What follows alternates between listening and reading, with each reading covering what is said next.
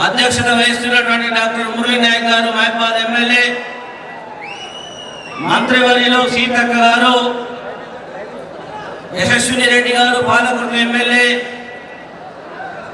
దౌర్నకల్ MLA whip Ramachandra Naik గారు, Yellandu MLA గౌరం Kanakaiah గారు, అదేవిధంగా వేదిక మీద ఉన్నటువంటి అతిరథ మహారథులు, కాంగ్రెస్ పార్టీ నాయకులకు, ఈ యొక్క సభను విజయవంతం చేయడానికి విచ్చేసినటువంటి మహబాద్ పార్లమెంటు నియోజకవర్గ పరిధిలోని ప్రజలందరికీ పేరు పేరున సిపిఐ పార్టీ పక్షాన విప్లవాభివందనాలు తెలియజేస్తా ఉన్నా.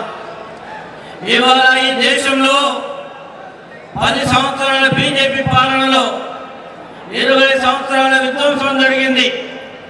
ఈ దేశ ప్రజలు స్వాతంత్రం వచ్చిన తర్వాత వారి పన్నులతో ఏర్పడినటువంటి ప్రభుత్వ రంగ సంస్థలైనటువంటి బ్యాంకులు, ఎల్ఐసి, ఓడరేవులు, రైల్వేలన్నింటినీ కూడా కాలు చౌకగా అదాని అంబానీని కట్టబెట్టడానికి ఇవాళ నరేంద్ర మోడీ సర్కార్ పూనుకున్నది.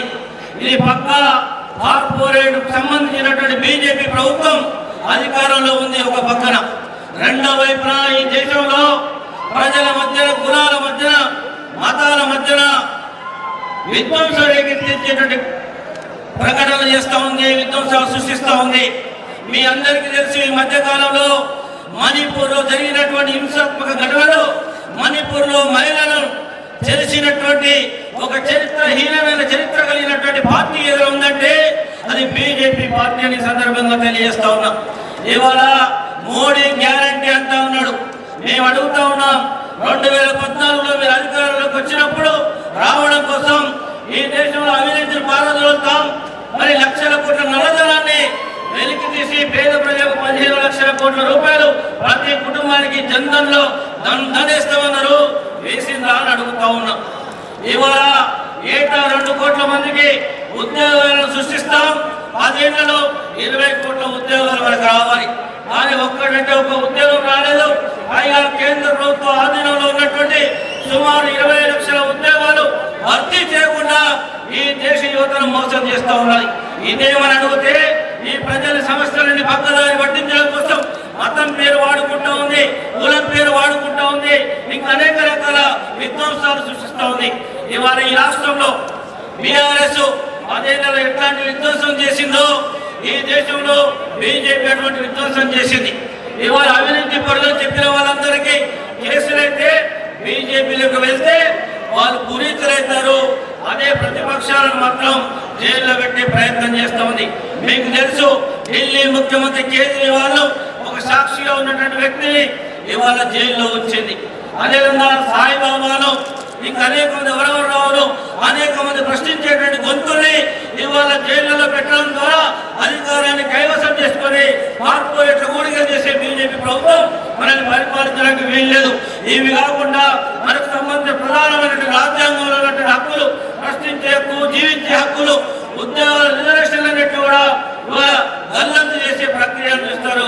ఈసారి అధికారంలోకి వస్తే ఎన్డీఏ కూటమి ఖచ్చితంగా రాజ్యాంగాన్ని మారుస్తారు.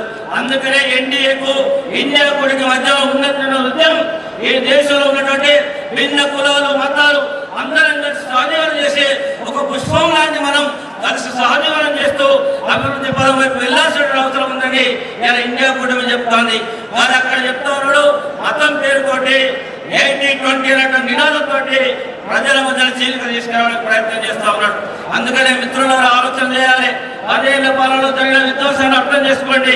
ఒక్క మాటలో చెప్పాలంటే విధ్వంసం తప్ప ఏమీ చేయనటువంటి బీజేపీ ప్రభుత్వానికి, ఎన్డీఏ ప్రభుత్వానికి పాలించేటువంటి హక్కు లేదు. ఇక్కడ సీతారాం నాయక్ 2014లో ఎంపీ అయిండు.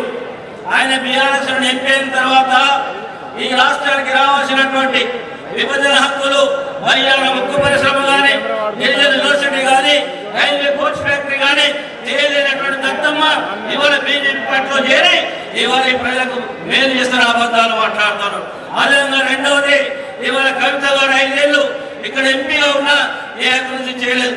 అది 2014 ముందు మరి ఎంపీగా ఉండి మంత్రిగా ఉన్నటువంటి బలరాం నాయక్ గారు మాత్రమే ఇక్కడ అనేక అభివృద్ధి కార్యక్రమాలు చేశారు. కేంద్రంతో కొట్లాడి నిధులు తెచ్చింది ఎవరైనా ఒకసారి ఆలోచన చేస్తే ఆనాడు బలరాం నాయక్ గారు చేసినటువంటి పని తప్ప 10 ఏళ్లలో ఇక్కడ ఉమ్మడి వరంగల్ జిల్లా కానీ ఈ 7 నియోజకవర్గాల్లో కానీ ఎంపీ నుంచి ఒక్క నయా పైసా అందనటువంటి విషయం గుర్తు చేస్తూ ఈ ప్రభుత్వం ఇవాళ ప్రజల ప్రభుత్వం కాదు, ఈ ప్రభుత్వం దోపిడీదారుల ప్రభుత్వం. అందుకనే ఇండియా కూటమిని గెలిపించాలి. ఇండియా కూటమిలో సిపిఐ, సిపిఎం, ఆర్జేడీ లాంటి ప్రజల పక్షాన నిలబడేటువంటి రోజు ప్రజల గురించి ఆలోచించేటువంటి రాజకీయ పార్టీతో ఒక కూటమి కట్టినాం. వాటి ఇండియా కూటమి అభ్యర్థి మరి బోర్గ బలరాం నాయక్ గారికి మీ యొక్క అమూల్యమైనటువంటి చేతి గుర్తులు ఓటు వేసి గెలిపించాల్సిందిగా మీ అందరికీ విజ్ఞప్తి చేస్తూ రాజ్యాంగాన్ని రక్షించుకుందాం, కార్మిక వర్గాన్ని రక్షించుకుందాం, దేశాన్ని రక్షించుకుందాం, రైతులు రక్షించుకుందాం. అందుకోసం కాంగ్రెస్ ఓటేద్దామని చెప్పి మీకు విజ్ఞప్తి చేస్తూ సెలవు తీసుకుంటాం.